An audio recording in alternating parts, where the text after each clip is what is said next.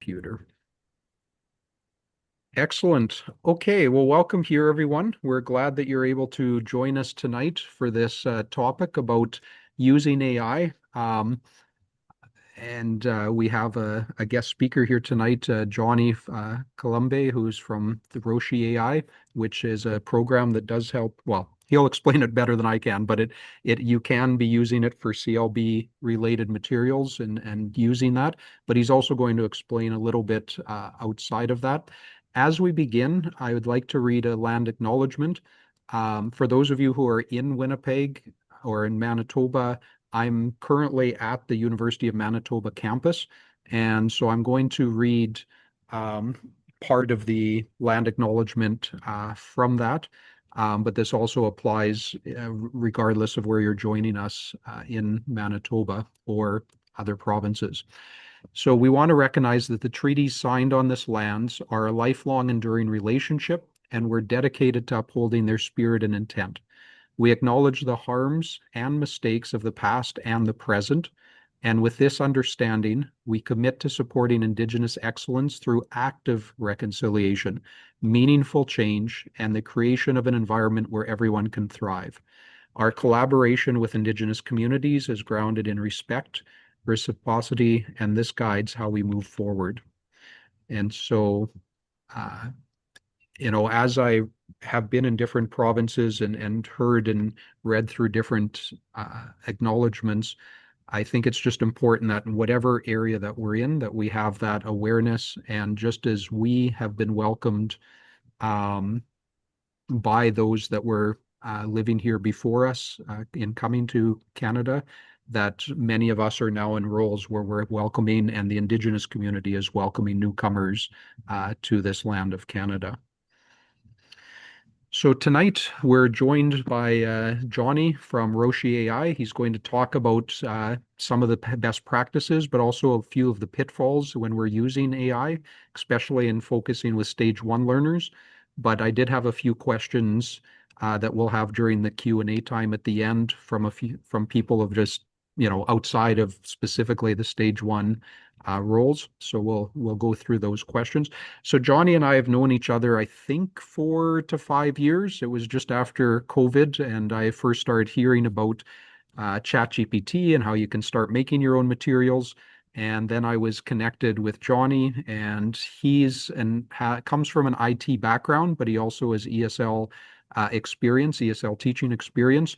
And so he was looking for ways to combine those two and help us as English teachers to become better at making materials and of being accurate in the materials that we make. So he and I chatted initially. I think it was like an hour and a half conversation the first time.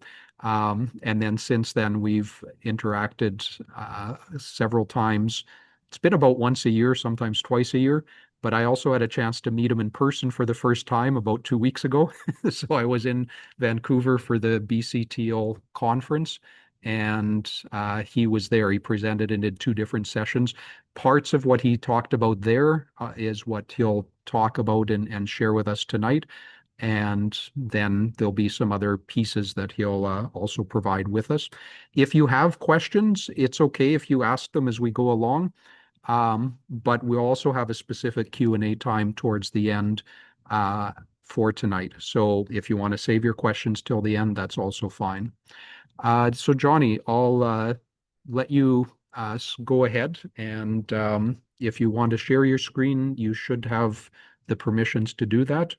And we're welcoming you to our PD tonight. We're looking forward to hearing what you have to say. Awesome. Thank you so much for that introduction. I'm looking at the attendees list and I see a lot of familiar names, which is great. Um, the one that stood out to me first was is she still here? Arena, who I am eternally grateful to because when I first launched the company my company called Roshi.ai over 3 years ago, I had no connections in the language education world. And I just like was cold emailing people, just like, hey, I have this thing that I want to make tools to help language educators. Could we hop on a call? And then Arena was one of the first people to respond back, and Yeah, it really set me on the right track. So I'm very, very grateful. Um, I don't want to make two things that I want to try to avoid doing is one is in making this presentation too self-promotional by focusing just on Roshi and what Roshi can do. I want to try some other tools, and the other thing that I want to avoid doing is being too like having blinders on about specifically what I think you guys want to hear about because the title in and of itself encompasses quite a lot. So. I'm wondering for those of you who are here, and you're welcome to either use the chat or speak up about what specific kinds of material you want to be able to adapt or create that you find difficult to do right now. So for some people that might be um, I don't know, practice dialogues. For some people that might be creating I don't know, realia like signs and forms. For some people it might be things like having yeah whatever it is what sort of material particularly do you find yourself uh interested in creating uh that you're not able to or you are able to do but you find a little bit tedious to do.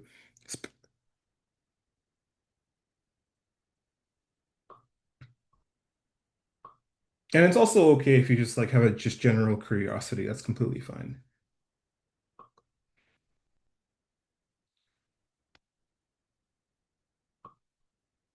I find a lot of CLB reading listening so okay so let's do wait, so you find it doesn't have, so you have to make your own to help more practice. Okay. So let's do that then. I'm going to, um, what should I do to start with? I'm going to start with the things you could do just generally without any, on any sort of AI tools, and then we'll kind of move into what you can do on Roshi. So I'm going to use ChatGPT, just because that's the tool, that I'm most familiar with, but you're more than welcome to just to easily use, start creating. Okay. Um, and I'm going to share my screen. So I'm generally interested in how to use AI system. Awesome. Okay. Can let me share this screen here. Can everybody see my screen?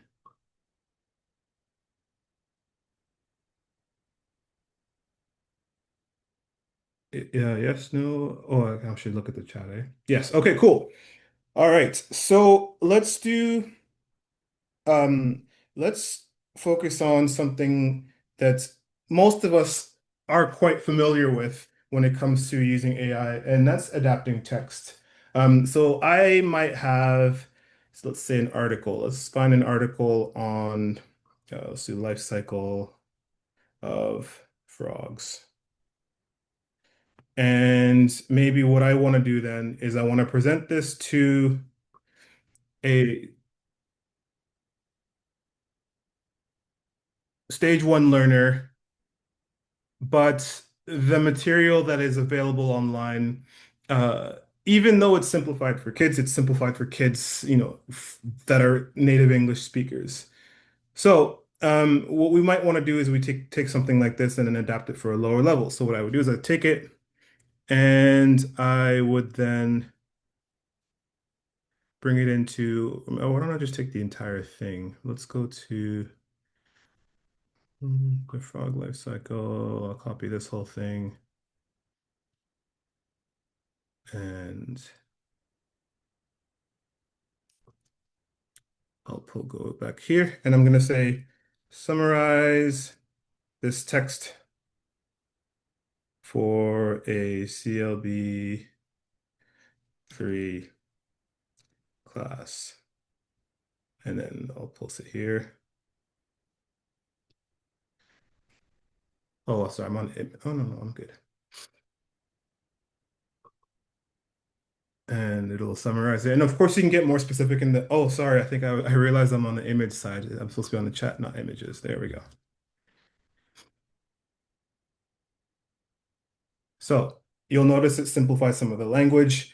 And this is so far what we've done is what anyone who has used ChatGPT has done before. And you're probably wondering, like, why are you showing me? I've done this hundreds of times.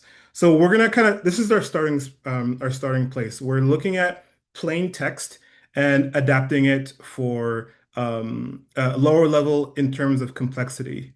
However, we might want to go beyond that. If we're looking at if we want to adapt formatted text, for example, something like a form or a sign, then it gets a little bit trickier because we aren't just working with plain text. So let's say I want to use the same text and I want to have those same words in bold. Maybe you want to have some keywords underlined, maybe you want to have some key terms, some links. Now, of course, you could take this into, whatever you're using, you could Word. Um, but the thing about ChatGPT is it can also be used to create formatted text like this. Now, when it comes to something as straightforward as something with images and text, it's probably more efficient for you to just do it in Word. But I'm going to show you a situation in which using something like a document editor isn't quite going to cut it. So I'm going to kind of switch topics here, and I'm going to look at a dentist intake form. So here we're looking at something that a student might see if you're talking about a writing task. So if you want to take something like this and simplify it, how would you do it? I'm going to see in the chat. If you were asked to create, maybe let's find a more complex one. Let's go to this one here. Maybe I can find one that I can have the image to. Maybe this copy image address. If you were asked to have your students practice filling in a form, and you had one like this. These are all. I want to find one that's free. Dentist intake form. Copy image address. Let's try this one. Okay, there we go. If you were asked to have your student practice with a form like this, how would you do it? How would you present it to them, or how would you edit it? I would make a table in Word and fill in some of the blanks. Yeah, or you create your one from scratch, and that can be a little bit time consuming as well. So I'm going to show you something that you actually may not have ever done on ChatGPT, and that's adapt a formatted text, in this case, a form. Now I can't just all I need to do is I copy this image and I'm gonna go back into ChatGPT and let's just do a new chat just to keep things clean. So here is a form, and what I want to do is I'm gonna say um I want you to recreate this text using recreate this form using HTML. Now, does anyone here not know what HTML is at all? So HTML is basically the code that makes up everything you see on websites. And what's neat about HTML is that unlike just plain text or even things like documents on a Word, it's very versatile in terms of how it can look. So let me show you. I'm gonna add a tool, and the tool is called Canvas. Now, all this canvas thing, is it allows me to see what the HTML looks like in a preview, but it's not absolutely necessary, and I'll show you. But let me just show you the easiest way first. I'm going to add canvas, and I'm going to say recreate. Someone's joining a meeting. I'll recreate my own from script. I'll recreate this form using HTML.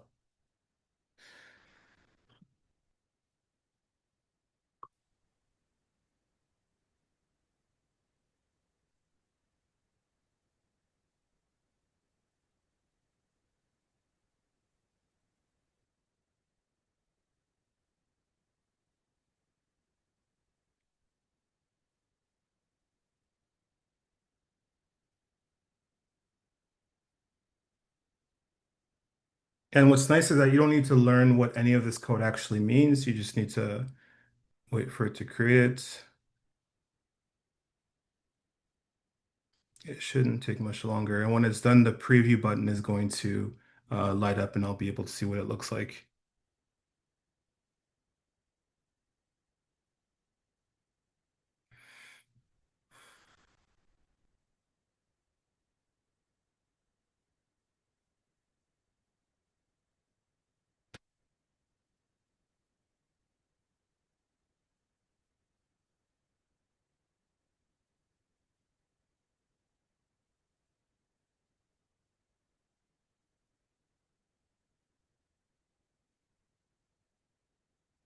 Okay.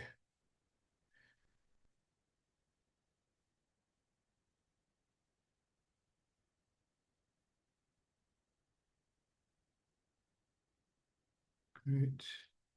All right.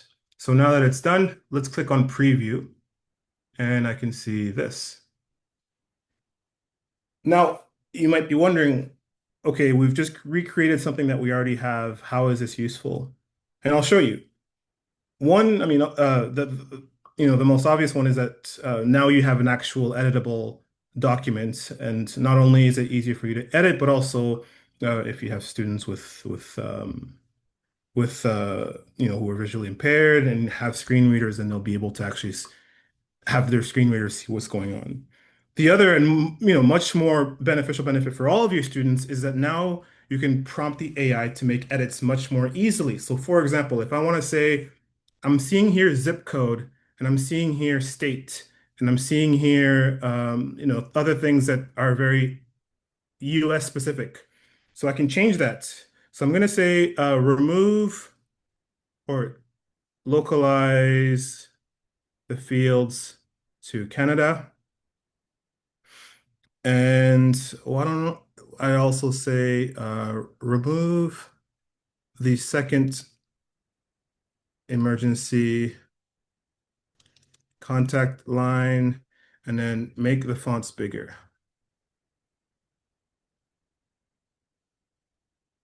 And I send the prompt, and then it's going to make an edit to that form based on that prompt. Let's give it a few more seconds. It won't take nearly as long as it did. There we go. Second emergency contact is gone, and postal code and zip code and state has been changed to province and postal code. You can even go more simple than that. You can say simplify the form for a CLB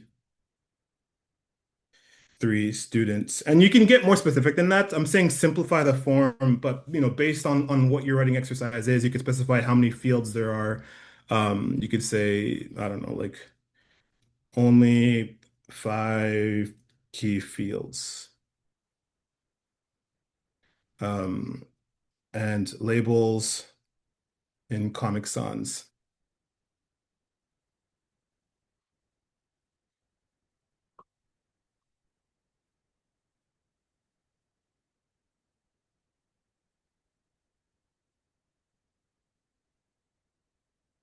There. So I have just a few forms. And then you can get more specific. Now you can say add an image. Why don't we say something like add an image of a tooth at the top, or change the instead of simple dental to form, actually change the add a title. All sorts of things without having to open up Doc and make all those edits manually yourself. You can take any form from online, or even in your real life. You can take a picture of your form. When I did this presentation at BC Teal, they wanted me to try like taking a tax form, taking a picture of that, and then having it simplify. Now, of course, the more simple you make it, the less realistic it is. But when you're teaching a stage 1 class, you'll have to make a decision on how much you want to compromise in that regard. Any questions about this so far?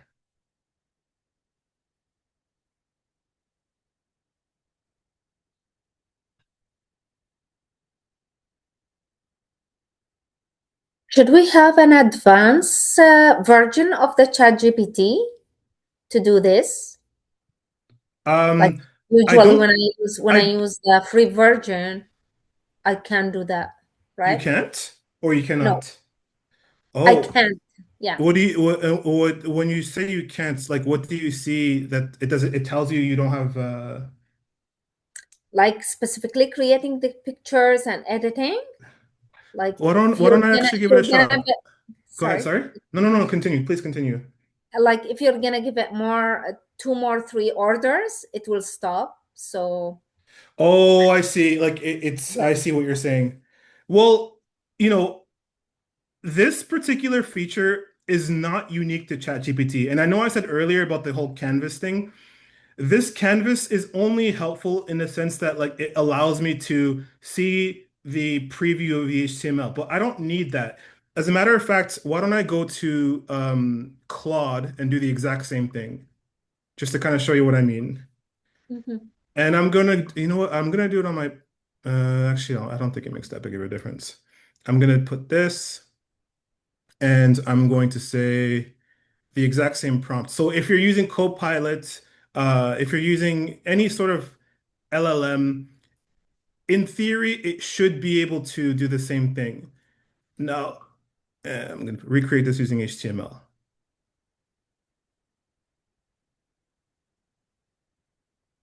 Are there, Fatia, are there any AI programs that you have like a premium subscription to that you're able to go back and forth? Copilot maybe? Not Nothing. exactly, no. Where are you also English online or where do you teach? Retis for Transcona School Division. Hmm. Yeah, I guess that's a tough thing. It's up to, a lot of the free tools have limitations as to how much back and forth you can have with the AI. Mhm. I Yeah, I think ChatGPT with the free version, yeah, you can have like you can have that initial rendering, but then if you ask for more and more edits, eventually it'll hit a limit, and I don't know exactly what that limit is. Mhm. So yeah, I'm sorry. I wish I had a good answer for you as what you could do, but unfortunately, a lot of the AI tools are kind of like limited in how much they let you do for free. No Um, problem. so Thank I you. just did this in Claude. It didn't do it like there's not as much visual fidelity, but if you're taking this as a starting point to make edits to use in a classroom, ultimately you don't need it to, you're not designing for that dental office, so you don't need to have it look exactly the same. As long as you have those key fields, you can then use those exact same prompts and say, okay, now I want you to remove these fields. I want you to make the fonts bigger. I want you to add this. And Mhm. you can download the HTML, so you don't need this is a nice little like convenience, but I'll show you on ChatGPT. You can download how do I download the HTML file? Download, there we go.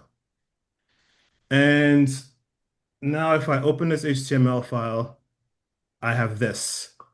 So you don't need the canvas tool. You can just get that file and then open it up with your browser, and then you have here. Now, if you're working with a stage one class in which you'll be sharing your content digitally, you might be wondering, this is neat, but I don't, like, what if I actually want them to fill it out? And so in this case, you can say, make the fields fillable, and it'll do just that. So now you can actually, I don't know how you want to, maybe you can send the HTML file to your students and then have them type it in and then print it out. So you can have them practice what it's like to fill in either, I don't know, like a landlord application, a job application, maybe you can find a way to make a simplified resume or any sort of real world documents that you want to have your students fill in. You can simulate using AI so that you don't have to go in and do all the formatting manually. I'll take another quick pause for questions before we move on to other things. Sure. Thank you. Oh, no problem, no problem. Any questions about forms about oh sorry, Trevor, you had your hand up earlier I actually forgot what I was going to ask. that's Um, okay. so yeah, so but I think from what you're showing us, it's just putting in the prompts and or maybe understanding, what are some of the key words in the prompts in order to then be able to produce this and then to Eh, have that. Exactly. And also what's nice is what can be very helpful is that Oftentimes, I'm saying, arbitrarily, I want you to simplify it for CLB3, or I want you to remove these fields. But if you provide like the CLB document or page or an extract of the benchmarks that you're targeting, then it can kind of use that as reference. So rather than just guessing at what it means, which we know that AI can kind of go back and forth on, um, it has a reference. Because if you're asking the AI, like, how do we know this is appropriate for CLB3? You kind of have to take it at its word. Now, when I talked about this, because I talked about this, and I also talked about at BC Teal how AI can be used to like edit images. But some of the feedback that came back is like, yes, but I don't want to do all this prompt engineering. Uh, Mm. um, it's like it can be, yes, it's convenient, but just learning how to use it in and of itself can be a little bit much. So this is why I've been meaning to use the reason why I built the tool that I built, which is Roshi.ai. So I'm going to put a link in the chat. So Roshi.ai/MB26. And this will give you complete access to the tool that I'm going to show you for the next week. And it should not ask you for any payment information whatsoever. And essentially, what I've been doing with the help of a feedback from a lot of teachers is putting those mechanisms in the background and coordinating with ChatGPT and other AI so that you don't need to figure out what all that prompt engineering is. You can just say, I want a form that has this, and I want it to be CLB3. I want to have um, a conversation appropriate for this particular benchmark or this particular level. So let me go to the tool. I'm going to go to Roshi AI and actually let me make sure I can share my sound. Let me know if you can hear this. One second. Can you hear that? No? Not Okay. yet. Let me just share. I just need to share again and make sure I select include sound because I always forget that. There we go. Share sound. Okay, let me try that one more time. Buzzword, but it is far from it. Climate change. Okay. All right. So let's go to Roshi AI. So this is a tool that I've been building, and when I first met Irina, actually, and I showed her this, the only feature that it had was that it could simplify text. That was the only feature it had. And now it's got a ton of features based on the feedback from a lot of teachers. So um, yeah. So I'm excited to kind of show you how far it's come. Hopefully, it's not too overwhelming. I'm gonna go to the lessons page. If anyone has any issues logging in or creating an account, let me know. And of course, you don't have to. You're more than welcome to just follow along and watch if you want to do that. Um, I'm gonna start off simple. I'm going to create a new lesson.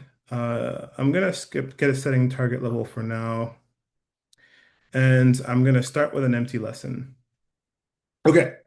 So here is what I want to do is I want to create a listening exercise for my students based on a conversation. So I'm going to say, what can this be about? Camping in BC. Camping in BC. And I'm going to say, oh, sorry, camping in BC.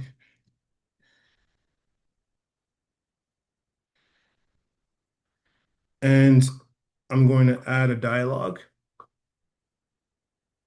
So I'll go add segment, create content. I'm going to click dialogue. Now, I'm going to be going through these features a little bit more quickly than I typically do, but um, if you want me if there are particular ones that you want to see, like walks through very, very slowly, if you go to the how-to page, I have 5-minute videos for every single feature individually. But for here, I'll just be doing a little bit of demonstration. So I'll be kind of like skimming through the instructions. So I want to generate a dialogue and I don't have a transcript, so I'll click nope.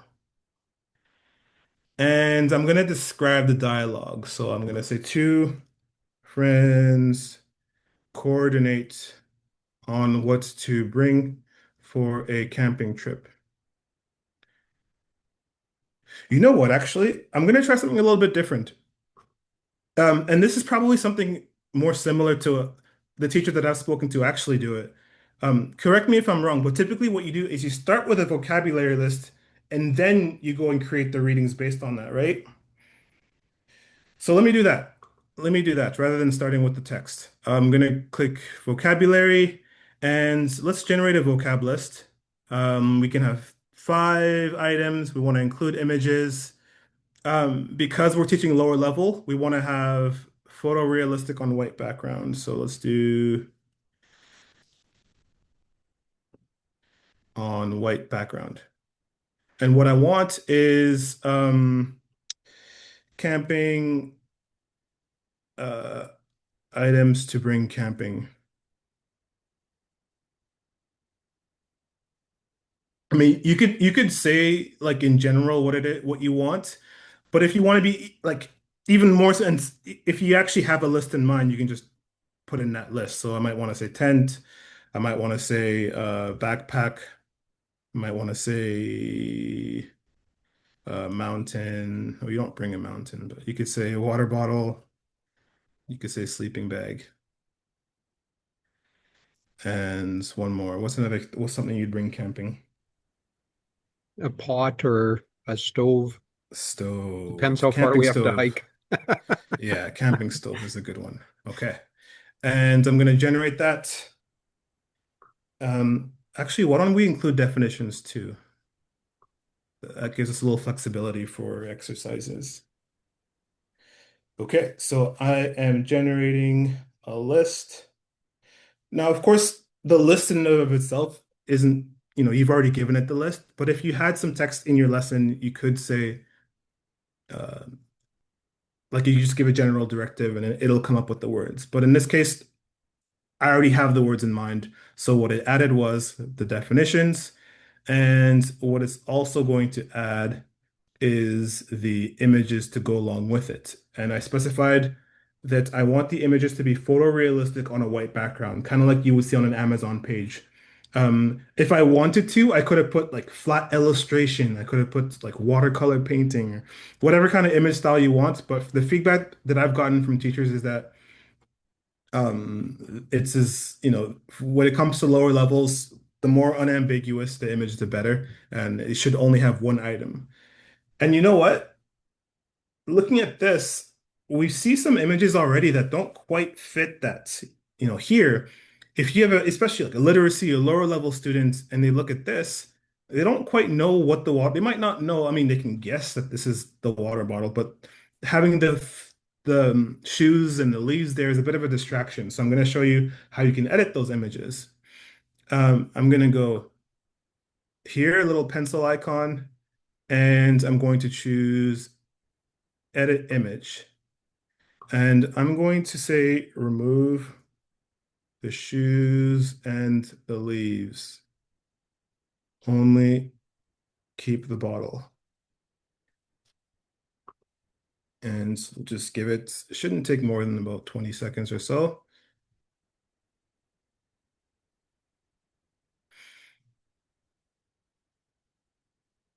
And there we go. And maybe this is a bit too much of a school backpack, so I want to say change it to a camping backpack. Big camping backpack. So you can edit image or you can prompt the AI to just generate a whole new image. Uh, and of course, you're also welcome to upload images if you already have them ready.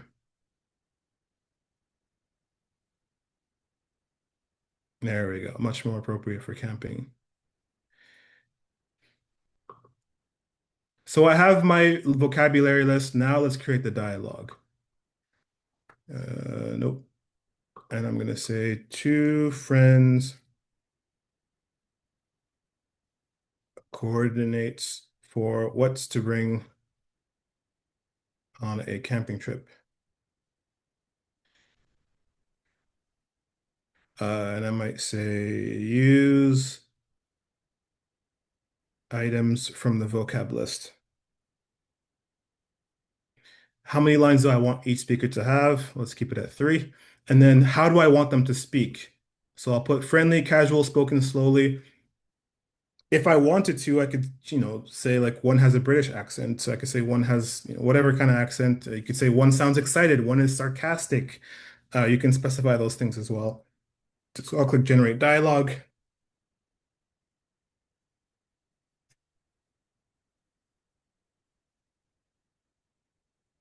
And it's going to create the transcript.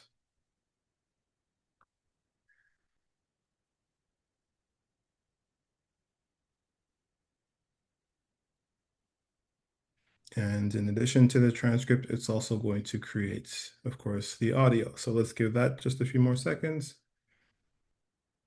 Blaine, you were saying, I thought Roche. I don't know if it got cut off early.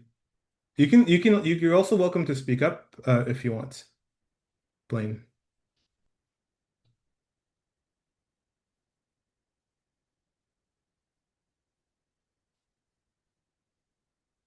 All right. So it's creating the full dialogue, and it's also going to create the line by line audio. Let's give this a quick listen. Hi, are you ready for the camping trip this weekend? Yeah, I am. What should I bring?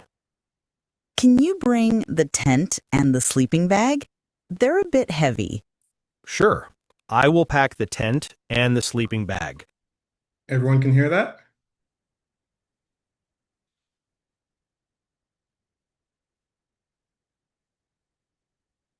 Okay, great. So yeah, I have the dialogue.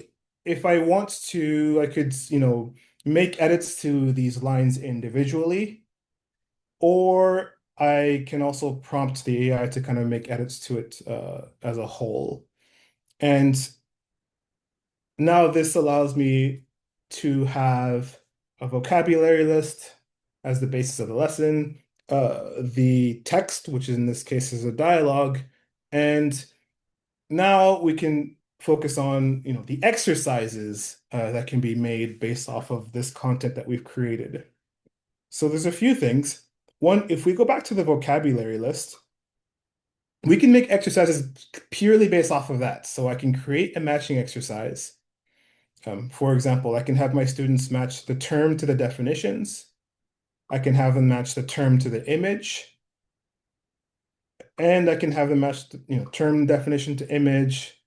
Or if you're teaching really lower level, like literacy, you can just have them copy the word based off of the image, or literally just copy the word itself, just like that. One of the things that I'm working on right now with the CCLB, I'll give you guys a quick preview of what it's going to look like. But they were asking me because, working with very even lower level students, they wanted to be able to have, oh, actually, do I have it enabled here? Maybe I have it locally. Saved lessons.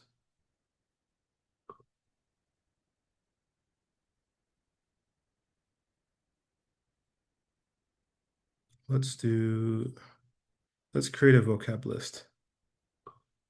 Create content. Generate vocab. So here, I'll show you another way to create vocab. If you already have content in your lesson, then rather than actually putting a list of words, you can just put a directive, in this case, keywords, and it's going to automatically look through the rest of your lesson and based on that directive, create a list. Let me make sure I have, one sec, guys, you're gonna see some coding stuff. Entry point.sh. Okay.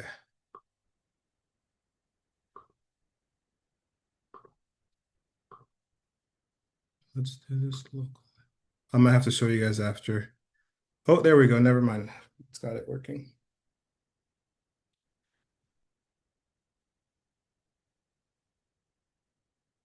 There we go.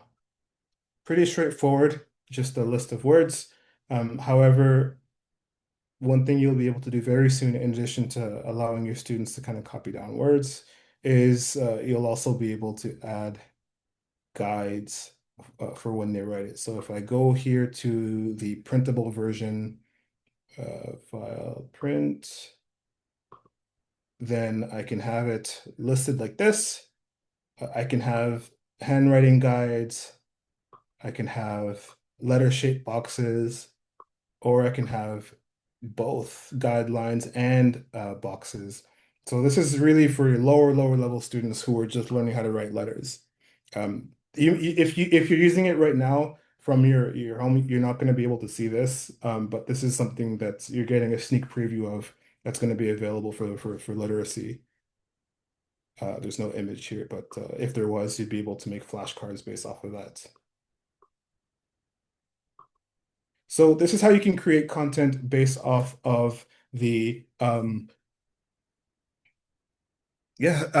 this is content that you can create based off of just the oh my this is amazing. Oh, my pleasure. Thanks, Blaine. So I'm gonna go back to the editor. So this is content that you can create based off of the vocabulary list. Now let's create some content based off of the text. And the most straightforward thing you can do is just create questions. So I'm gonna do create questions. And I'll use Ask Roshi and I'll say, give me 3 multiple choice questions based on the dialogue. You can create multiple choice. You can create fill in the blank, or you can create open-ended questions as well.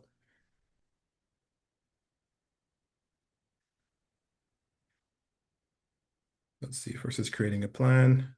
Great. And then it's going to execute that plan.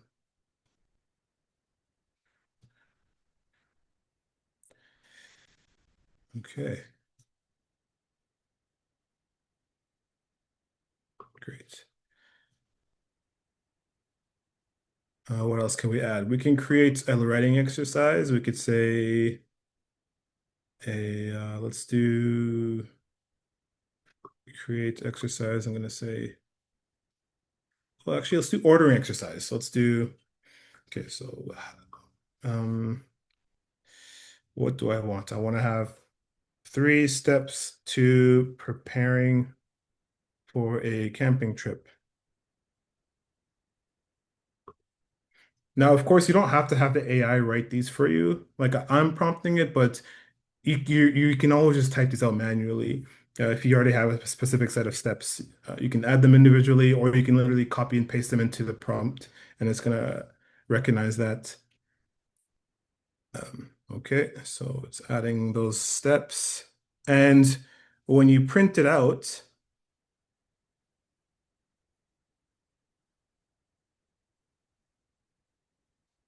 yeah, I mean those things don't necessarily, it's a little bit contrived. You don't necessarily need to do these things in order, but if you think about how you would use it in your classroom, I'm sure you can think of a lot of situations in which ordered steps are really important.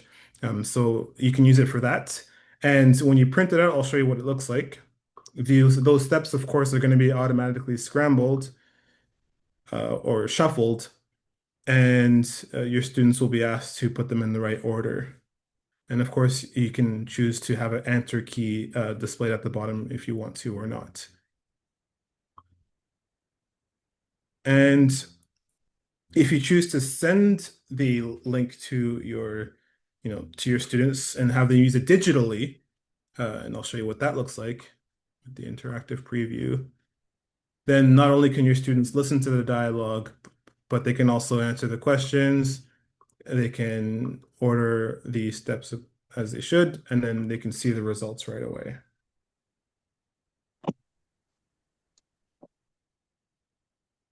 There's one more thing I want to show you, specifically with regards to things that you can do for lower level students.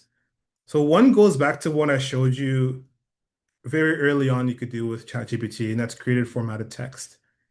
If I wanted to make a receipt, of course, I could find a receipt, paste it into ChatGPT and say, all right, now I want you to remake this in HTML. And then now I want you to make the text bigger or anything like that. But here, what I've done is, like I said, abstracted some of those prompts and that prompt engineering, put it in the background so that you can just say what you want. So if I specify that this is a CLB3 or only two, just so I can make sure it um, keeps that in mind when creating the content. I'm going to create a receipt. So I'm going to go to the bottom. I'll click Add Segment, I'll click Create Content, and I'm going to click Formatted Document. And what I want here is a receipt from a department store with the items from the vocab list.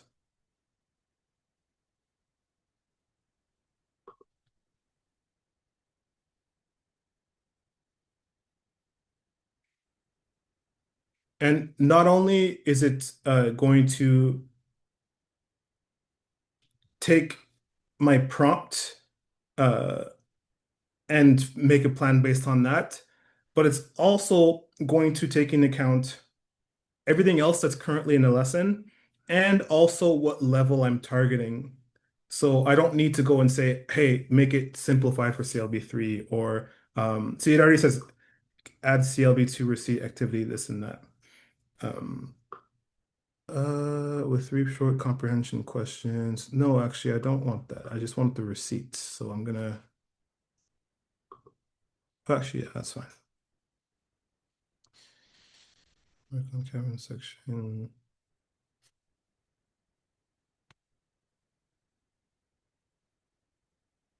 So there we go. We got a tent.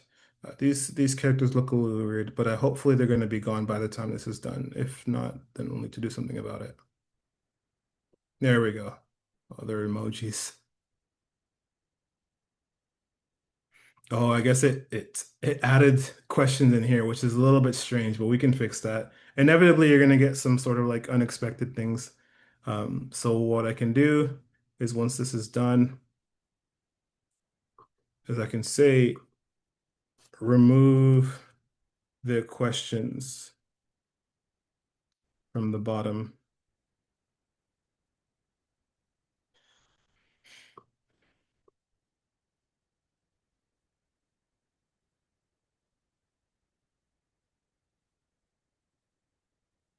Oh, I'm glad. I'm glad to hear that. So here we're editing the content, but in addition to editing the content, we might also want to change how it looks. Yes, remove that section because it doesn't make sense. So it's going to recreate it based on your instructions. Still nice, but especially based on what level you're teaching, you might want to have larger fonts. You might want to have rounder numbers. You might want to have just fewer items altogether or more visuals. When it comes to fonts, which is one of the things that teachers find themselves often wanting to edit, there's an easy way to do that that doesn't involve any prompting whatsoever. And that's by going to File and then Edit Styles. And so that lets you change the font type, font family. Let's do George or George is fine. Or whatever fits whatever what you're trying to teach. But you can also change not just the font of the entire lesson, but you can also set it for in an individual section. And so if you want to do that, rather than going to the top and clicking File and then edit styles, you go to an individual section, find that same little menu here, and then here you go to styles. And then here I might want to say, I want this to be Comic Sans, and I want this to be significantly larger. Maybe the receipt here, I want the receipt to be also Comic Sans, and I want the font size to be larger. I guess in this case, I might have to prompt it. So I'll say, make the fonts bigger, make the numbers round with no decimals. and it's going to do that. You kind of get the idea. Well, actually, why don't I just scroll down? I guess I can't scroll down. Let me reset it. There we go. While it's doing that, any questions so far? I know there's not a whole lot. There's a whole lot more I would have liked to show you, like for example, creating CLB based assessments. So for example, if I go to the home page and click create new lesson, let's do 3. And I were to, rather than having to go to the CLB book to pick benchmarks, I could choose generate CLB assessment and then literally select the benchmarks that I want to create my assessment on. And this could be done for speaking exercises, listening exercises, reading exercises. You can create things like fill in the blank exercises. There's a whole lot of things you could do. But I don't want this to be too overwhelming. So I'll pause for questions before wrapping up. So we only got about 5 minutes left. And by the way, here's what the receipt looks like. No. Oh, sorry, it hasn't done it yet. Okay, now it's doing it. Yeah, Trevor, go ahead.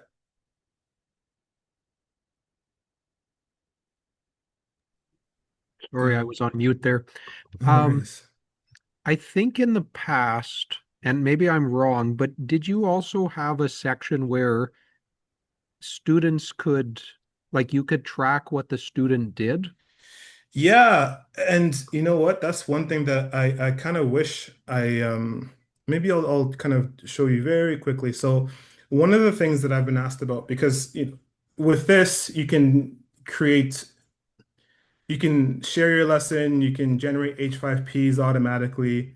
There's a lot of things you could do that are really convenient for bringing things into Avenue, but many teachers have been sort of asking, but what if I just want to just get answers directly? What if I don't want to go through Avenue or create an H5P? And so a very recent new feature that was added is called what's it called? Submissions. So first, let me just quickly show you the H5P so you can see what that looks like. Where's Lumi?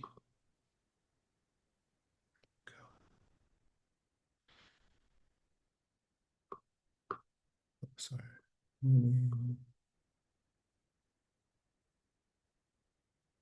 I'll have to show you after. So you can, oh, there we go. So here's the title page. Here's the vocabulary list. Here's the dialogue. And then here's the questions and a drag and drop exercise for ordering and the receipt. But you can let me first create a writing exercise. I'll do create content and I'll do, create exercise, writing exercise. And then I'll say, tell or write about your favorite experience indoors. And if you go to submissions, and for this, I recommend that after this, if you want to kind of get a good understanding, go to the how-to page where I have I kind of walk through it very slowly. But you can enable submissions, and then if you send this link to your students, then they can answer the questions. I'm just going to put some whatever text just so you can see. They can type in the words, they can listen to the dialogue, they can answer the questions here. And now, instead of just seeing the answers directly, they can send them to you. So I'll just call this Alex. And you as a teacher can see what that student has sent. You can see. And for the written questions, the ones that don't have automated answers, you can actually add feedback and like annotated feedback about different sections of the writing. So I'll add this comment, like this should be, I don't know, Like say, right, come a long way. I'm looking for, oh, I'm so glad. Yeah, so you can put different comments based on whatever sort of feedback you want to give. I know these are sort of like random, but you kind of get the idea. You can annotate to give comments, or you can also add just more general comments like great job. Nice.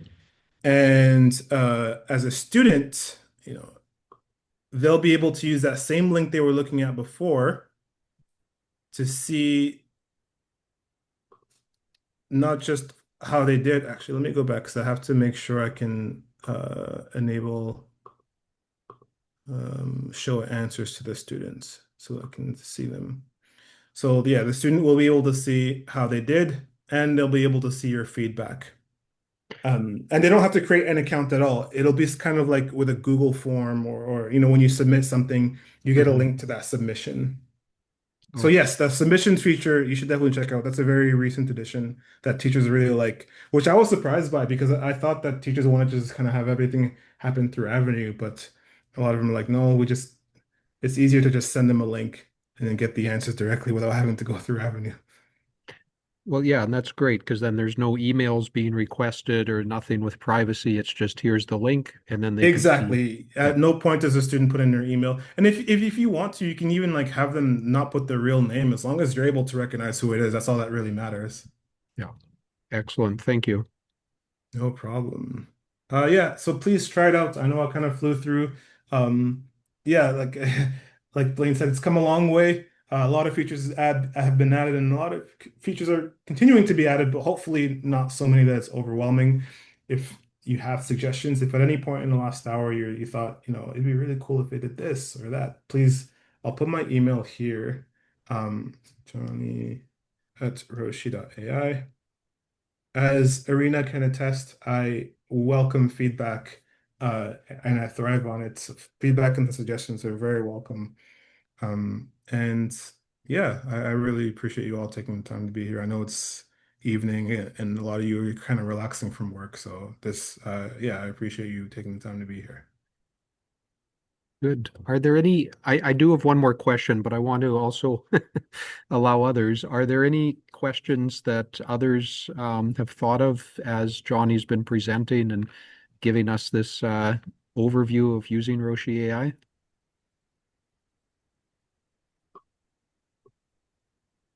I think that I think I need to go into it because Yeah. for me, there's a lot more to it than I thought. So I'm sure that once I investigate it, I think I'm going to have tons of questions. But I really love the voice feature where you can have different accents and different manners of speaking and things like that. I don't think when I last looked at it, I think that's something new. So I'm really looking forward to checking that out. It's going to be great for listening dialogues, for example. Yeah, that's another one that is based on feedback because I had the dialogue feature relatively early on, but teachers were saying, yeah, but what if I want to change their intonation? What if I want to make one character sound excited? What if I want to change their accent? So that, Exactly. Yes. yeah. Yeah. It's going to be, I'm really looking forward to checking it out, Johnny. So thank you so much for this. I really appreciate it. Oh, my pleasure. My pleasure. Any other questions that have come up as you've been watching this demonstration?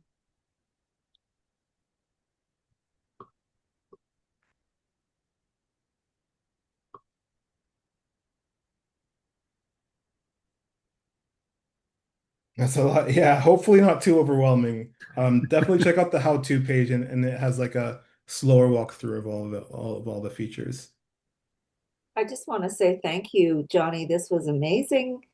A really great tool. And thanks to TESL for making this learning opportunity available. It's greatly appreciated. Oh, thank you for the kind words. I appreciate that. Yeah, that's good. Yeah, as I mentioned at the beginning, I've interacted with Johnny over the last few years, and I'm always learning when I see what he has presented and then the different features that he's added. So Johnny, one question I was going to ask, this has been showing the specific details for specific exercises. Can we also go a little bit more big picture, meaning if I have kind of a rough outline of a curriculum already or a general overview, uh, can I prompt in Roshi.ai to say, can you fine tune this curriculum or kind of give me more practical exercises to use? Or is that kind of intuitive in just how you've built in to say, here's questions, here's fill in the blank, here's, different pieces of a topic? You know, that's a really good point. And it's, as of right now, it's limited in how big picture it can get, but it is something that's like literally currently being worked on. We're at the point now where you're soon going to be able to. Let me give you a quick preview. So here, in Ask Roshi, you can kind of prompt Roshi to say, "Hey, I want you to edit this lesson in this way." So I could say, for example, like create an exercise. Well, I guess you technically could. So let's say I have an existing lesson here and let's do something super contrived. Let's do edit the lesson as a whole. And I'm going to say change all the content to French. I could send that because of time. I'm not going to have you sit you all Yep. through that, but it would go through and change the entire thing. Now, you could say, rather than changing it to French, you could say simplify it. You could say, Mm, so this Ask Roshi sidebar is sort of like a higher level looking at your lesson holistically and doing changing everything that needs to be changed throughout the lesson. Now, that's already available, and what we're working on is going farther than that and like allowing you to actually upload, whether it be a curriculum or an existing lesson, and then having it and prompting it to say, okay, here's this existing lesson, here's this module. I want you to go through and create exercises based on that. So okay. it to answer your question, like it is possible to some degree, and it's being improved on as currently. No, and that's excellent because I think, as I mentioned at the very start, I've sometimes taken a reading exercise. It's been a CLB4, but it's just one skill building. So then I've Right. gone into Copilot or into ChatGPT and gone through and done the prompts in order to get multiple and then contextualize it, make this for Winnipeg-based businesses or dentists in, Winnipeg, et cetera. So it sounds like that's in the works, that's something that can be done with Roshi.ai moving forward. Exactly. And in addition to that, like specifically with regards to this stuff, like not only will you be able to edit content, but you'll also be able to um like make direct references to CLB benchmarks. So maybe I don't know if I want to say like what are some indicators of ability for CLB2, I don't know, reading or something like that. And basically, I have it programmed so all the benchmarks are codified, and then it can pull from those and be able to reference it, not just for your own information, but also so it can use that as reference when it's going to and making edits to your lesson, whether it be creating content or adapting content. Okay. And, Um, and so that's go ahead. also, sorry, and that's also similar then where maybe in the past I made a CLB5 or a CLB6 exercises, but based on Yeah, what you're showing me now, if I'm teaching stage one, level three, for example, I can just go to that previous lesson, ask it to then adapt exactly. it and change. Excellent. Okay. And it'll tell you why. And so here, like these benchmarks are pulled verbatim from the CLB book. Yeah. They're not, I'm not taking the AI at its word. I literally have it like, here's a list of all the benchmarks, and then it pulls from those. Nice. So when it looks at your content, it's able to make sure that it references those. Yeah, that's helpful. Because then you're basically just pulling it all up. Uh, Exactly. from the document, which then gives us more confidence that this is correlating exactly with what we're needing to teach. That's right. Perfect. Excellent. Any other questions before we end off for tonight? I know earlier Johnny had said, "Oh, I can maybe go through." Sorry, Johnny, I'll tell some more. No, no, no. I'm But glad. he I'm was like, glad. "Yeah, well, maybe we'll go through stuff in 30, 35, 40 minutes, etc." And I was And like, I "Well, went. maybe, but I know between my questions, and if there's a few others asking questions, will probably be about an hour and 15 minutes. I always like the questions because that Yeah. tells me what people are interested in. So no Yeah. problem at all. Yeah. Any other last questions or comments as we move towards the end of tonight's PD?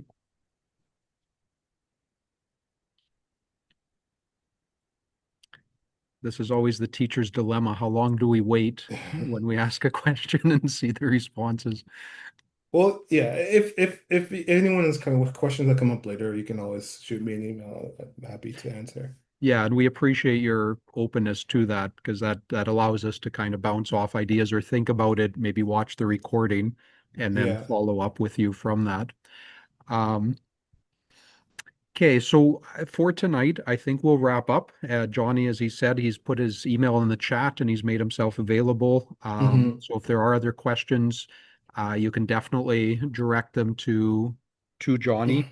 I'm also going to put our TESL Manitoba email in the chat because if there's other questions that are more just on the bigger picture of the ESL landscape in Manitoba or of upcoming activities, or sometimes people are doing job searches and they send us an email and say, hey, what jobs do you know of that are available?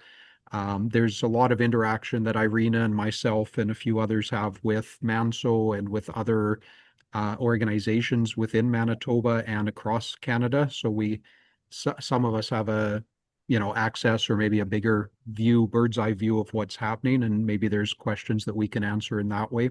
We do have one more PD for this. So our PD pass goes from September 1st, so last September, until this coming August, but we do not run PDs in the summertime. So we will be doing one more PD on May 26th, so in 2 weeks, also on a Tuesday night. We'll be talking about that summer dip because we know whether it's in the K-12 system or with our adult learners, when students are not actively practicing English through the summer, then there can be a bit of a regression or loss of English speaking ability, especially, but all of the skills. So we'll be talking about some strategies and just ideas and websites, resources that we can pass on to our learners through the summer to avoid that. And we'll be encouraging those that attend to bring their own resources and suggestions so that we can be sharing some of that as well. Yeah, I think for tonight, if there's no other final questions, then we will end off and we can give Johnny a big round of applause. It was extremely informative tonight and just appreciate you guiding us through that. So thank you, Johnny. Oh, my pleasure. Thank you so much, Thank you everybody. so much. All right. Enjoy the rest of your week, everybody. Yeah, excellent. Okay, thanks everyone. We hope you have a great day. Enjoy the spring now that it's finally here. If some of you see my social media, you'll see I was in Vancouver on May 5th and it was plus whatever 20 or something. And then I flew back to Winnipeg that night and it was -3 with the wind chill. So I was like, oh, okay, we're back here in Winnipeg. But anyway, we're now into the warmer spring weather. So hope you guys enjoy it through the week and on the weekend, the long weekend coming up. Thank you for joining us tonight. Thank you, guys. Thank you. Thanks Bye. all you guys. Yeah. Bye. You. Have a good night. Okay. Yeah.